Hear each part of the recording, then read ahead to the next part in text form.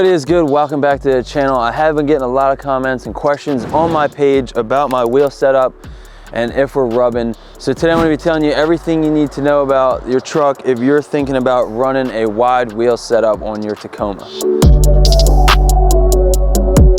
This setup shows about a full tread width outside of the wheel well, which is 3.5 to 4 inches, and has a 4 3/4, almost 5-inch lip on the rim. If you're new to the channel, I do have a Supreme Suspension 2-inch front level just on the front, and these are gear off-road 20x12 -44 offset with a Toyo Open Country 3 tire 295/55. I did do a full install video of how I got these to fit as of now.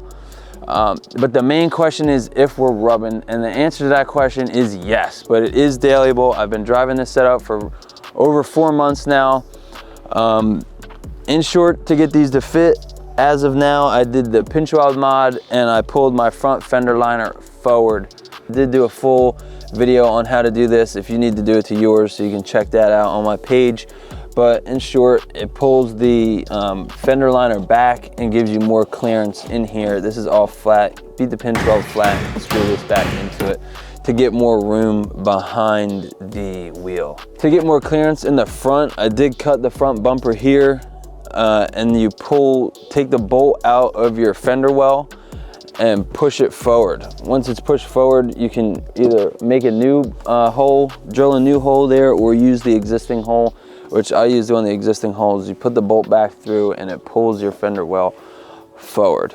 There are a couple things you can do to get these wheels to fit even better. One being a cab mount chop, which will give you even more clearance behind your tire here.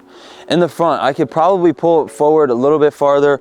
Like I said, I have been driving it. I'm not worried about it right now. Driving on the beach and just daily driving, it'll hit a little bit in parking lots, which I'm gonna show you where it hits in a couple seconds. Another thing, you could do the Viper cut. A Viper cut will give you maximum clearance. Keeping this bumper, it'll give you maximum clearance. You could also do a high clearance bumper or go with a higher lift. I'm gonna be going with the last option. I am gonna be doing a higher lift, so I'm not worried about the cab mount chop right now or doing a Viper cut. Now I'm going to show you where we're hitting, how many turns I can get out of the wheel, and where we're hitting exactly with this setup as is. So we're just going to start turning the wheel, and it should hit at about 1.5 turns. Wheel lock is 1.5, and I think we hit the front bumper. If you walk up there, we'll hit behind on the cab mount right here, just a little bit. You'll graze it. And if I turn it the other way, it does hit the front bumper just barely. You can cut that and push it a little bit farther forward. But like I said, I'm not worried about it right now because we're gonna be going up. I have been driving this for over 4 months.